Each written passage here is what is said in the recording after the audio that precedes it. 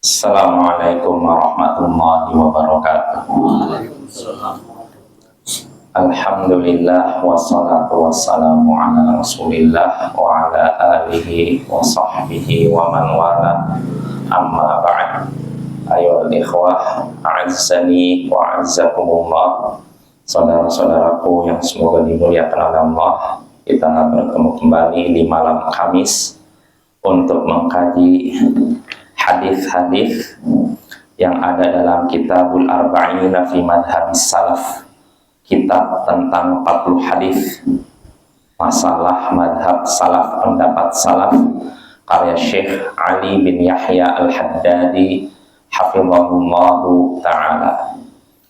Ya, pada pertemuan sebelumnya kita sudah sampai hadis ke-11, kita sudah selesai, yaitu terakhir al-ilmu qabla al-amali wa da'wah wa man lam yabda bihi afsada aktsara mimma yuslih. Berilmu, belajar itu sebelum beramal dan berdakwah. Jadi sebelum beramal dan menyampaikan ilmu harus berilmu dulu, harus punya ilmu dulu. Siapa yang tidak mulai dengan berilmu belajar, maka dia lebih banyak merusak daripada memperbaiki. Ini kalau ada orang yang mau beramal, berdakwah tanpa didahului dengan belajar ilmu, mencari ilmu terlebih dahulu, maka dia akan banyak merusak dibandingkan memperbaiki. Nah, ini hadis ini sudah kita bahas pada pertemuan sebelumnya, yaitu hadis tentang dicabutnya ilmu. Ya, ketika dicabut ilmu, dan cara dicabut ilmu dengan cara apa? Diwafatkan para ulama, orang-orang berilmu. Nah, ketika sudah tidak ada orang berilmu, maka orang-orang mengangkat panutan teladan mereka, yaitu orang-orang bodoh. Nah, akhirnya orang bodoh ini ditanya, yang sudah dijadikan pemimpin panutan, ditanya tentang masalah agama, mereka pun berfatwa tanpa ilmu, sehingga akhirnya sesat dan menyesatkan. Nah, ini menunjukkan siapa yang berbicara masalah agama, berdakwah tanpa ilmu, maka dia akan banyak merusak dibandingkan memperbaiki. Nah, itu yang sudah kita bahas pada pertemuan sebelumnya. Nah, sekarang kita masuk hadis baru, hadis ke-12. Syekh menyebutkan judulnya la yabtaru bikulli man adhara nusratad dini hatta yu'rafa annahu ala sunnah. Jangan tertipu dengan setiap orang yang menampakkan pertolongan terhadap agama ini sampai ia diketahui di atas sunnah. Jangan tertipu dengan setiap orang yang menampakkan pertolongan terhadap agama ini, yaitu agama Islam, sampai dia dikenal di atas sunnah. Artinya, jangan sampai kita tertipu dengan orang yang menampakkan membela Islam, membela agama, membela syariat, sampai diketahui dia itu di atas sunnah. Karena bisa jadi ada orang yang menampakkan pembelaan terhadap Islam, tapi dia sesat. Nah, itu maksudnya. Jadi jangan tertipu dengan setiap orang yang menampakkan diri membela Islam seakan-akan dia benar. Belum tentu. Kadang yang membela Islam nggak mesti orangnya lurus. Orang yang menyimpang pun kadang membela Islam. Ya, sebagaimana nanti akan kita bahas hadisnya. Ya, kita baca hadisnya. Jadi maksudnya begitu. Jadi kita jangan mudah tertipu dengan penampilan atau slogan-slogan, semboyan-semboyan orang yang menampakkan pembelaan terhadap Islam, terhadap agama, terhadap syariat, sampai diketahui dia di atas sunnah. Artinya tidak sesat, gitu. Nah, itu judul babnya, judul hadisnya. Nah, sekarang kita baca hadisnya. Berkata Syekh Ali bin Yahya Al-Haddadi hafizahullah, an Abi Hurairah radhiyallahu anhu anna Rasulullah sallallahu alaihi wasallam amara Bilalan yauma Khaybar fanada bin nas innahu la yadkhulul jannata illa nafsun muslimatun wa inna allaha la yu'ayyidu hadha ad-dina bi rajulil fajir. Rawahul Bukhari wa Muslim. Dari Abu Hurairah, semoga Allah meridhoinya, bahwasanya Rasulullah Sallallahu Alaihi Wasallam menyuruh Bilal ketika perang Khaybar Rasulullah menyuruh Bilal di perang Khaybar untuk memanggil, menyeru kepada para sahabat, kepada manusia dengan seruan, sesungguhnya tidak akan masuk surga kecuali jiwa yang muslim, kecuali seorang muslim. Dan sesungguhnya Allah menguatkan agama ini lewat seorang yang fajir, seorang pelaku dosa. Hadits riwayat Bukhari dan Muslim. Jadi saya ulangi haditsnya. Rasulullah kata Abu Hurairah menyuruh Bilal di hari Khaybar, di penaklukan Khaybar, untuk mengumumkan di tengah umat manusia, di tengah para sahabat, bahwasanya tidak ada yang akan masuk surga kecuali seorang yang muslim, dan bahwasanya Allah menguatkan agama ini lewat seorang yang fajir, seorang pendosa. Hadis riwayat Bukhari dan Muslim. Nah, kita bahas hadisnya. Hadis ini dari Abu Hurairah. Jadi Rasulullah SAW suatu hari di perang Khaybar, penaklukan Khaybar. Khaybar ini adalah kampung di Madinah yang dikuasai oleh Yahudi Khaybar. Ya. Nah, ketika penaklukan Khaybar terjadi perang, selesai perang, Rasulullah menyuruh Bilal untuk mengumumkan di tengah para sahabat umat Islam. Apa pengumumannya? Rasulullah menyuruh Bilal untuk menyerukan pengumuman, sesungguhnya tidak akan masuk surga kecuali seorang muslim, jiwa yang berserah diri, itu muslim. Dan sesungguhnya Allah menguatkan agama ini, agama Islam, lewat seorang fajir, seorang pendosa. Nah, kalau makna tadi tidak ada yang masuk surga kecuali seorang muslim, maknanya jelas insya Allah ya. Artinya yang bisa masuk Islam, yang bisa masuk surga hanya muslim ya. Ada pun orang kafir nggak bisa masuk surga. Sehebat apapun amalannya ya, sehebat apapun amalan orang kafir, Allah katakan faj'alnahu haba'an mansura wa qadimna ila ma 'amilu min amal faj'alnahu haba'an mansura. Kami menghadap segala amalan yang mereka lakukan, lalu kami jadikan itu seperti debu yang berterbangan.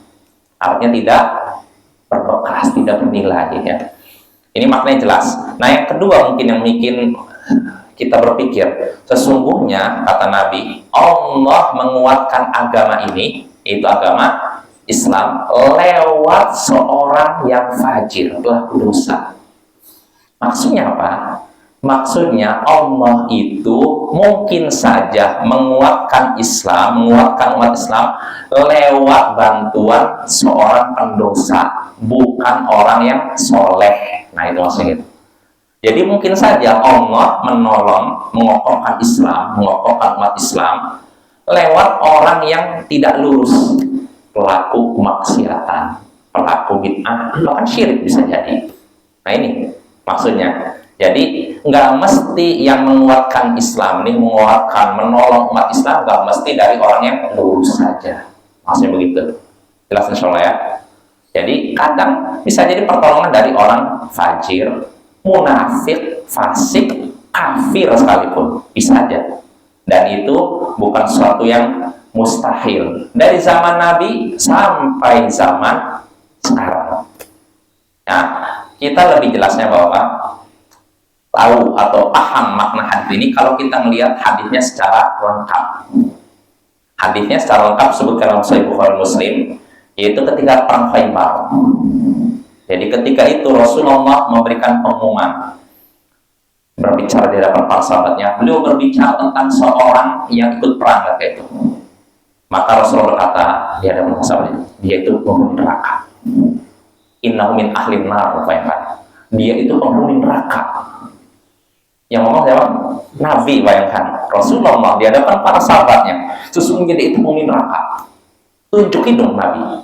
Sehingga para sahabat, oh bisa penghuni neraka.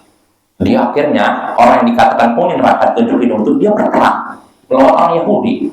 Bahkan disebut dalam hadis qitalan syadida, dia berperang dengan begitu gigih, dengan begitu sengit melawan peperangan.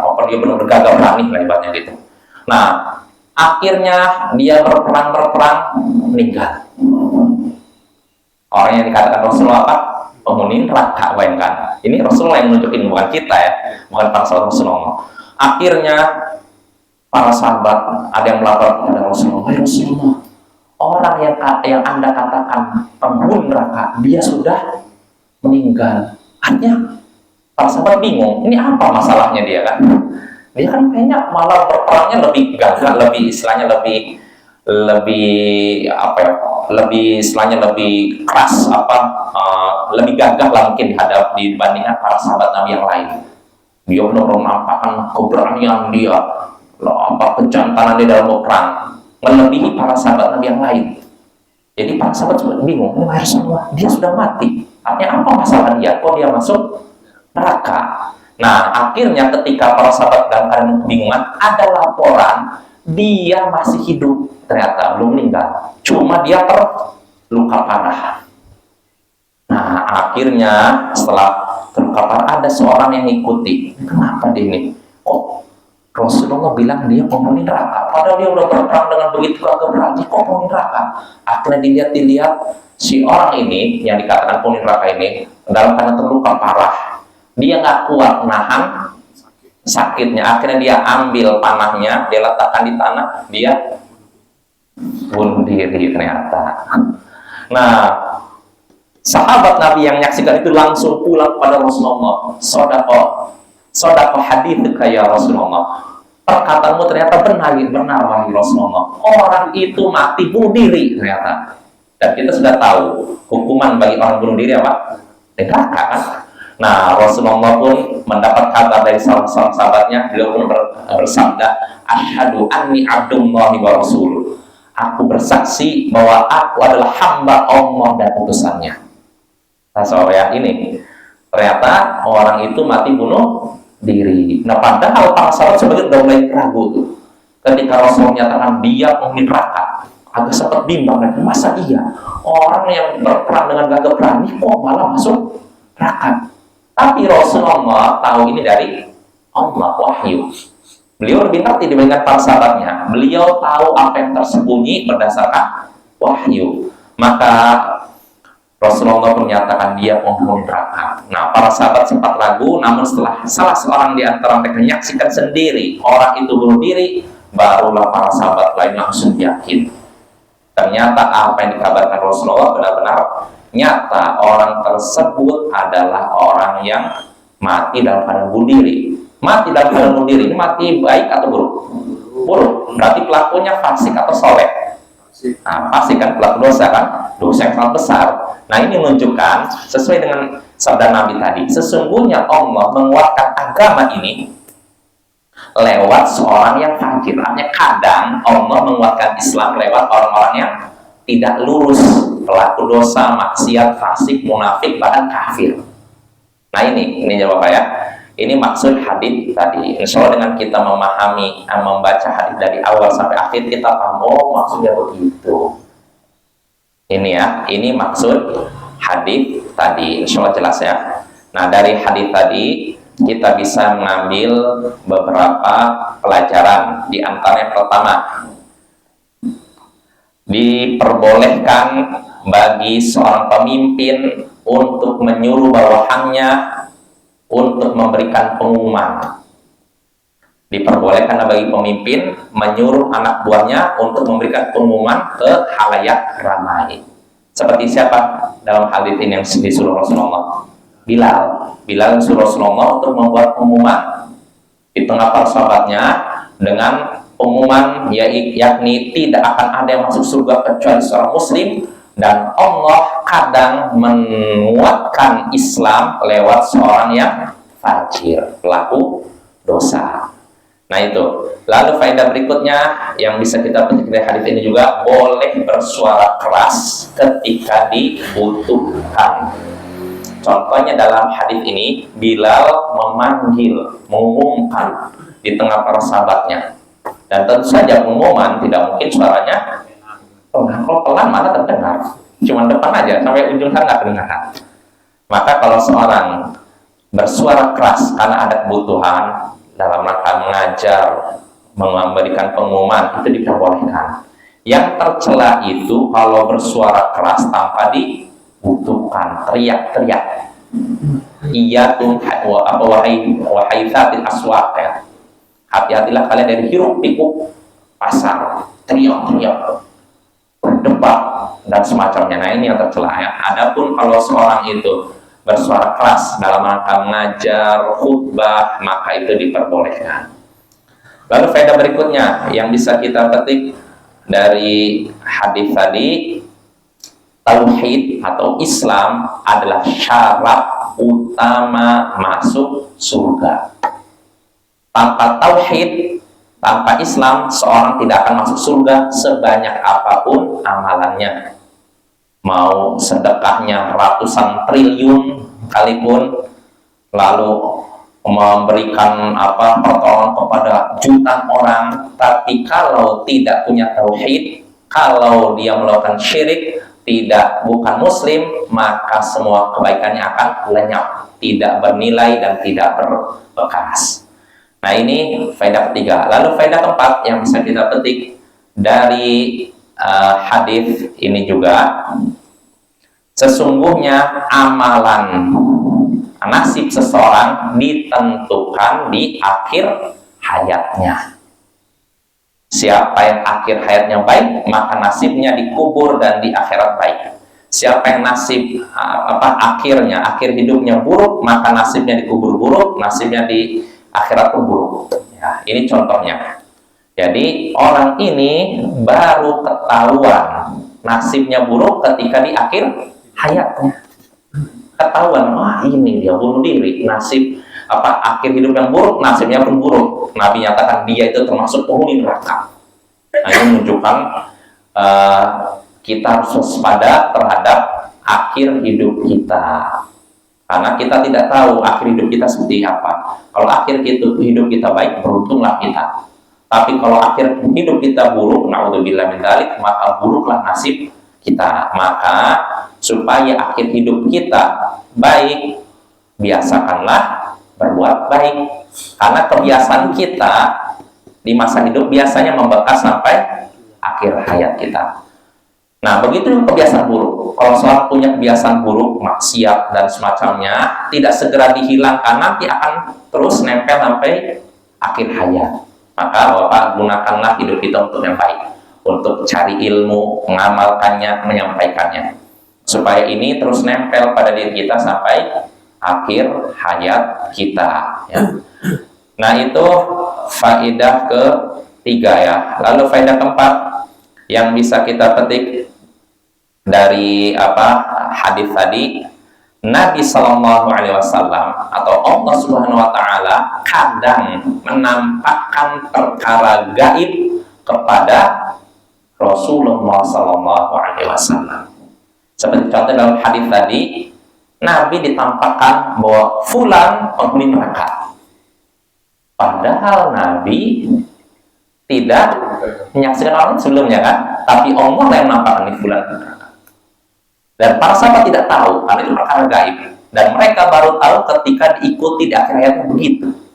Nah, ini menunjukkan Allah kadang menampakkan perkara gaib kepada Rasulullah. Kadang, tidak terus-menerus. Ya, kadang. Karena mungkin ada dalam rangka menampakkan mukjizat bahwa beliau adalah seorang Nabi dan Rasul. Nah, itu ya. Tidak terus-menerus, kadang-kadang.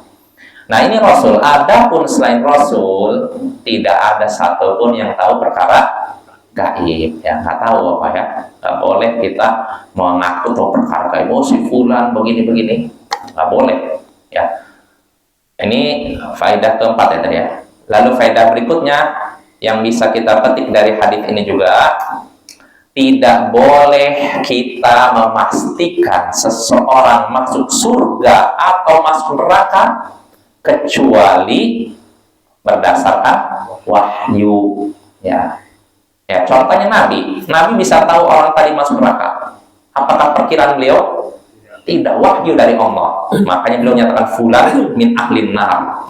Nah, itu boleh. Adapun seorang bukan Nabi, bukan Rasul, lalu memastikan orang ini pasti masuk neraka, nggak boleh. Walaupun amalannya sangat rusak, semua maksiat dikerjakan dari yang besar sampai kecil dilakukan. Maka kalau dia mati, kita nggak boleh menyatakan dia pasti masuk neraka. Ini lancang, dosa sangat besar. Begitu pula kalau kita menyaksikan ada orang melakukan kebaikan dari A sampai Z, dari yang kecil sampai yang besar, meninggal, tidak boleh kita pastikan masuk surga. Ya, cuma kita boleh menyatakan saya berharap fulan masuk surga. Nah, kalau orangnya mati dalam keadaan maksiat, saya khawatir fulan masuk neraka, itu boleh. Tapi kalau dipastikan, itu hukumnya diharamkan, tidak diperbolehkan.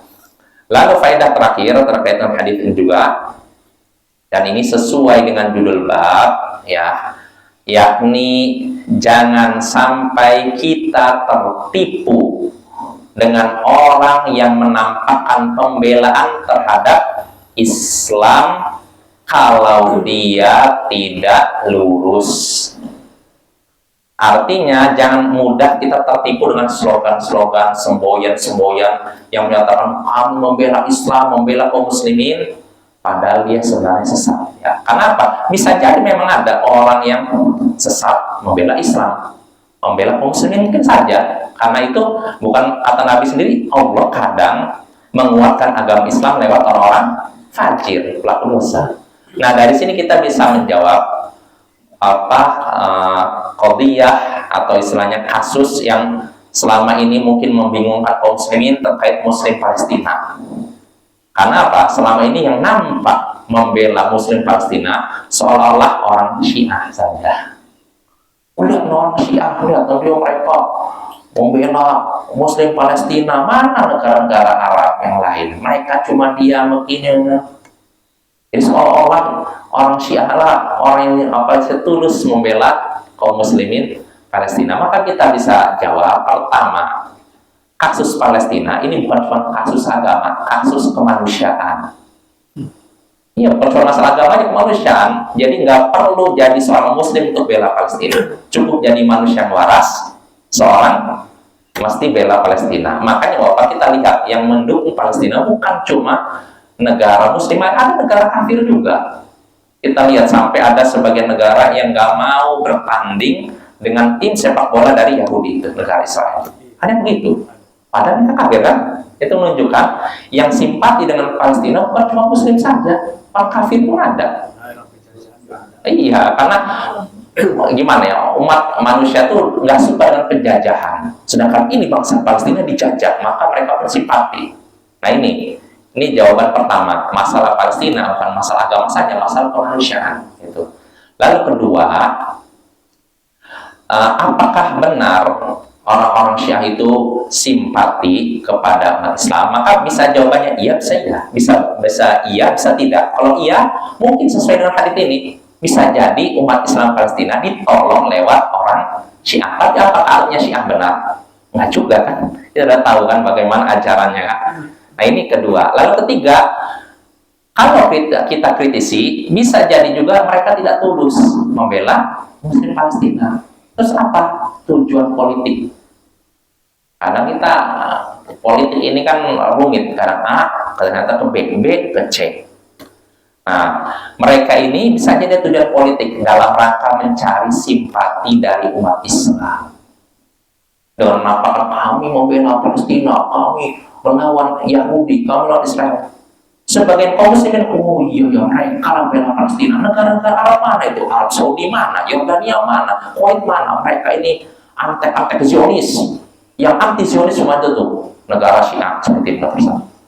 Nah ini lihat politik kita nggak menutup kemungkinan seperti itu.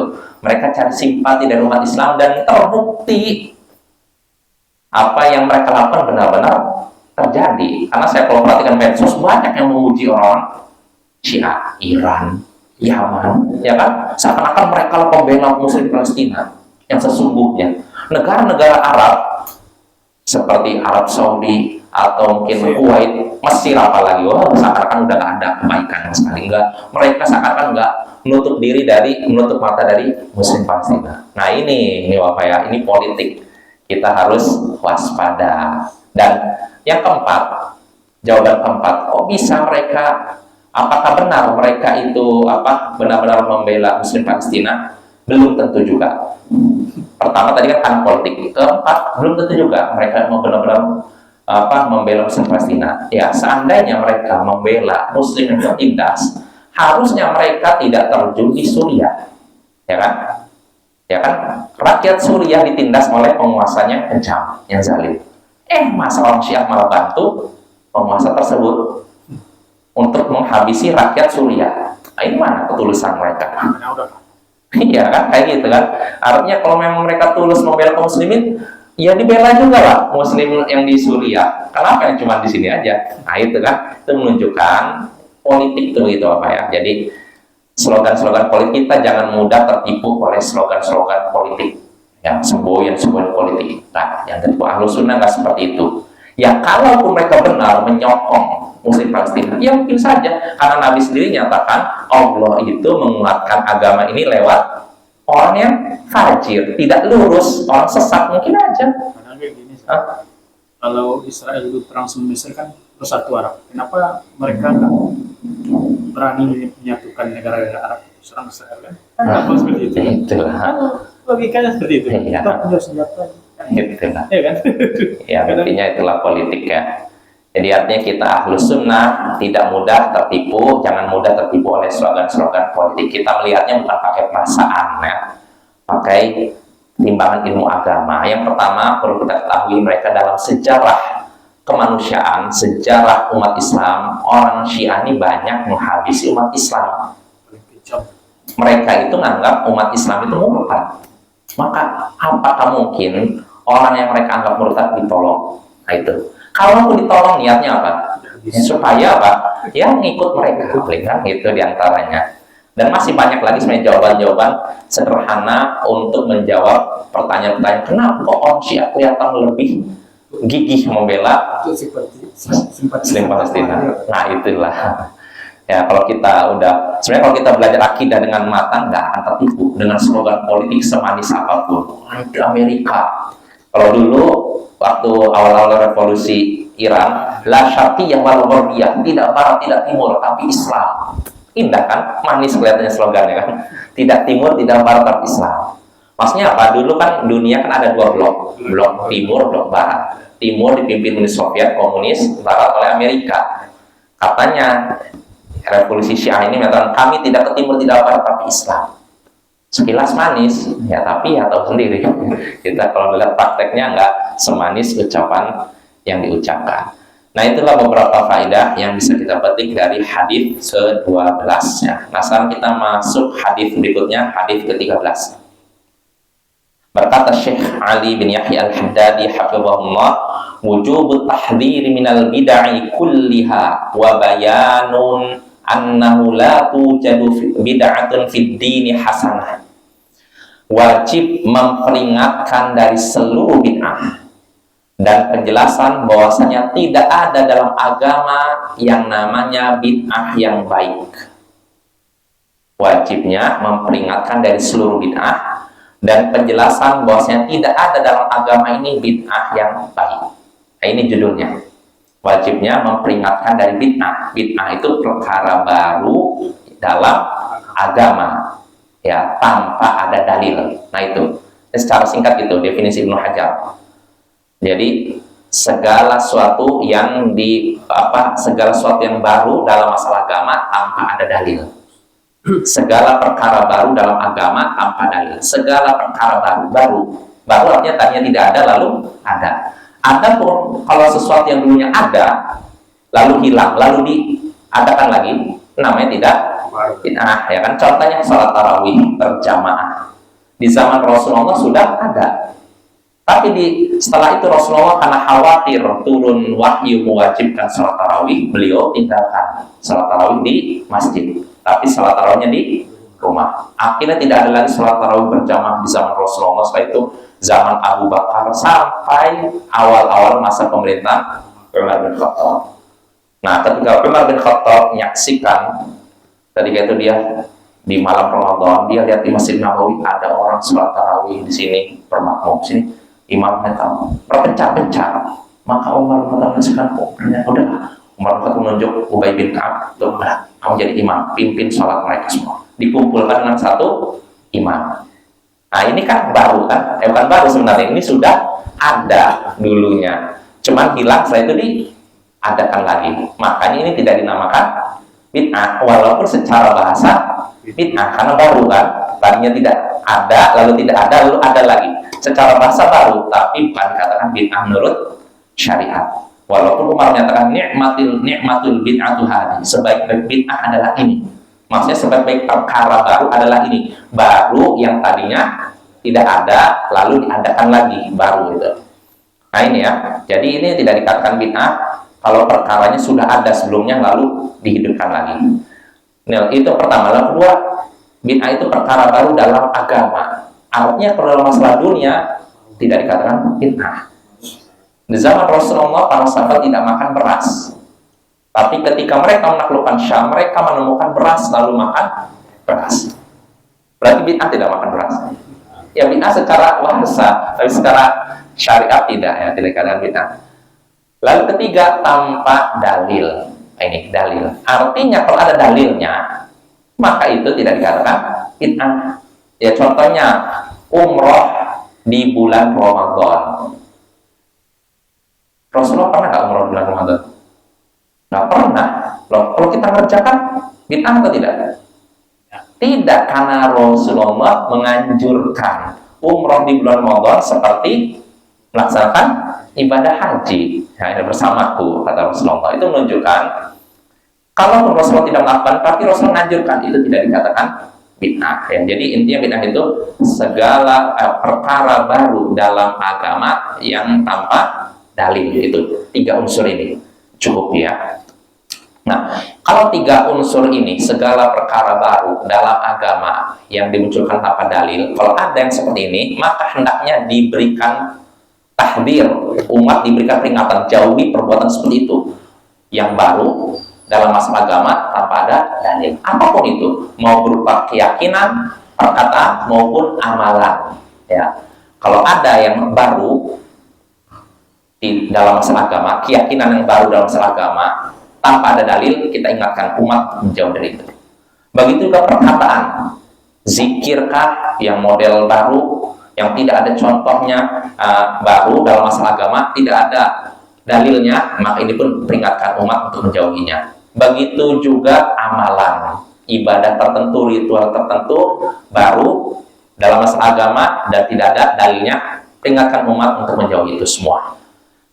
Lalu di sini kata Syekh judul berikutnya, dan penjelasan bahwasanya dalam agama ini, agama Islam, tidak ada yang namanya bid'ah hasanah, bid'ah yang baik, nggak ada. Ya, karena apa? Nanti kita jelaskan dalilnya ya. Jadi ini sebenarnya agak panjang, tapi kita mungkin lihat dari dalilnya aja baru jelasnya. Nah itu judul babnya. Nah sekarang kita masuk saja hadis, isi hadisnya. Berkata Syekh Ali bin Yahya Al-Haddadi hafizahullah, "Anil Irbad bin Sariyah radhiyallahu anhu qala, shalla bina Rasulullah sallallahu alaihi wasallam data yaumin, thumma aqbala alaina, fa wa'adana maw'izatan balighatan darifat minhal 'uyun wa wakilat minhal qulub, faqala qailun ya Rasulullah, ka'anna hadhihi maw'izatun waddi', famadza ta'hadu ilaina, faqal usikum bitaqwallah was-sam'i wat-tha'ah wa in 'abdan habasyiya fa innahu man ya'ish minkum ba'di fasayara ikhtilafan katsira fa 'alaikum bisunnati wa sunnatil khulafa'il mahdiyyin ar-rasyidin tamassaku biha wa 'addu 'alaiha bin nawajid wa iyyakum wa muhdatsatil umur fa inna kulla muhdatsatin bid'ah wa kulla bid'atin dhalalah. Rawahul Hakim wa qala sahihun laisa lahu illah, rawahu Tirmidzi wa qala hasanun sahih, wa qala al-Bazzar haditsun tsabitun sahih kama fil Irwa. Dari Al-Irbad bin Sariyah, semoga Allah meridhoinya, ia berkata, Rasulullah sallallahu alaihi wasallam suatu hari pernah mengimami sholat kami. Lalu beliau menghadap kepada kami, kemudian memberikan nasihat kepada kami dengan nasihat yang begitu mendalam, yang karenanya bercucuranlah air mata kami dan bergetarlah hati kami. Berkatalah seseorang, wahai Rasulullah, sepertinya ini nasihat orang yang hendak berpisah. Apa pesanmu kepada kami? Beliau pun bersabda, aku wasiatkan kalian untuk bertakwa kepada Allah, dengar dan taat walaupun kepada budak dari negeri Ethiopia. Karena sesungguhnya siapa yang hidup di antara kalian setelahku, niscaya ia menyaksikan perselisihan yang banyak. Karena itu berpeganglah kalian kepada sunnahku dan sunnah para pemimpin yang terbimbing dan lurus. Berpegang teguhlah padanya dan gigitlah itu dengan gigi geram kalian, dan hati-hatilah kalian dari perkara-perkara yang diada-adakan, perkara baru yang diada-adakan, karena setiap perkara baru yang diadakan adalah bid'ah, dan setiap bid'ah adalah sesat. Hadis riwayat Al-Hakim, dia berkata hadis ini sahih, tidak memiliki penyakit. Dan At-Tirmidzi juga meriwayatkan hadis ini, lalu berkata hadis ini hasan sahih. Dan Al-Bazzar berkata hadis ini thabit, tetap sahih sebagaimana dalam kitab Al-Irwa. Nah, ini kita bahas Bapak ya. Hadisnya dari Al-Irbad bin Sariyah, semoga Allah meridhoinya. Ia berkata, suatu hari Rasulullah SAW mengimami sholat kami. Sholat apa? Berjamaah maksudnya itu. Kemudian beliau menghadap ke kami. Biasanya kalau orang udah sholat kan menghadap. Ya, ini yang sunnah begitu. Jadi selesai astagfirullah, astagfirullah, astagfirullah, Allahumma antas salam wa minkas salam, tabarakta ya dzal jalali wal ikram. Itu apa? Berbalik menghadap makmum, sebagaimana disebutkan dalam hadis Sahih Muslim. Jadi Rasulullah mengimami sholat para sahabat lalu menghadap kepada jamaah.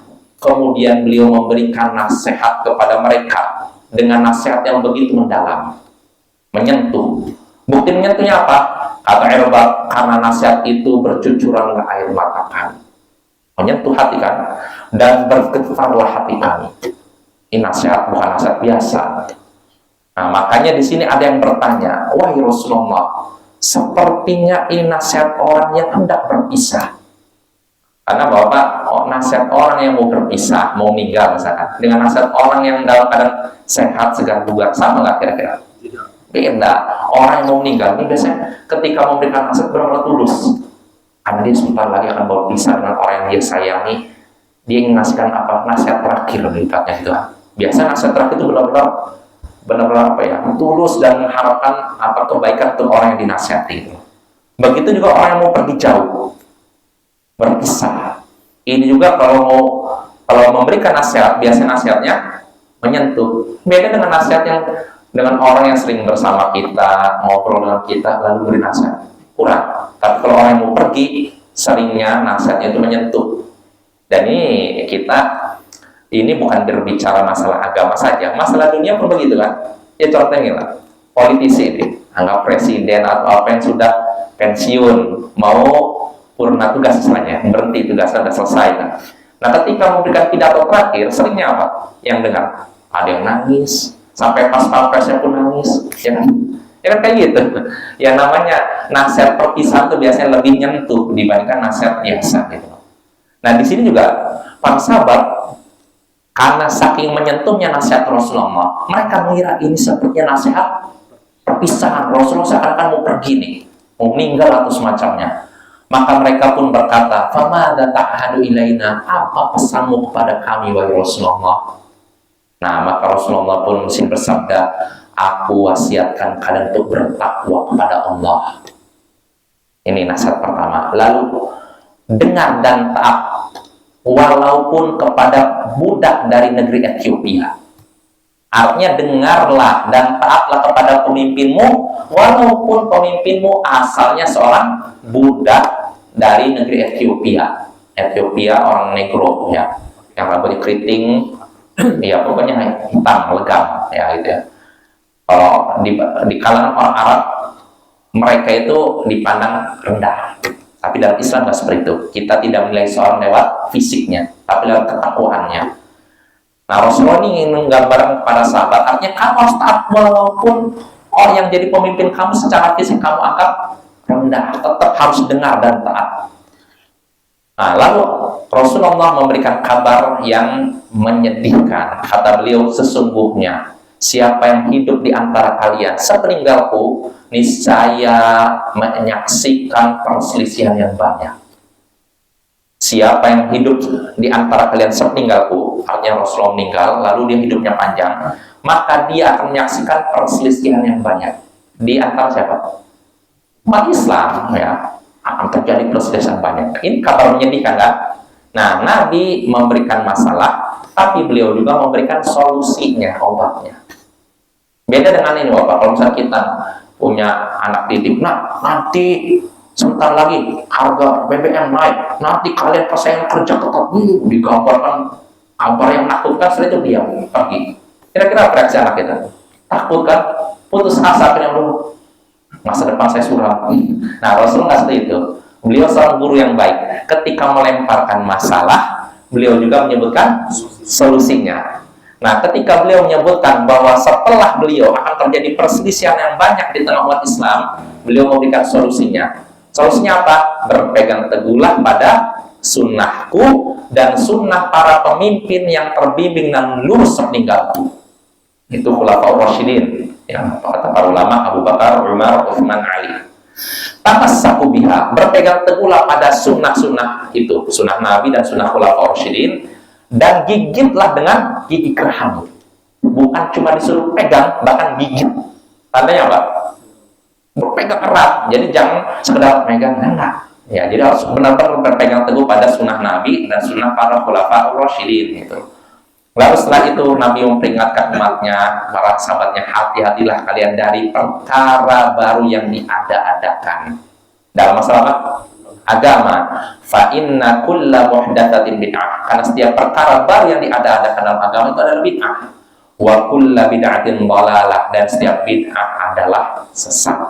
Dalam riwayat lain sebutkan wa kulla dhalalatin finnar, dan setiap kesesatan di neraka. Artinya bid'ah itu bisa mengantarkan neraka.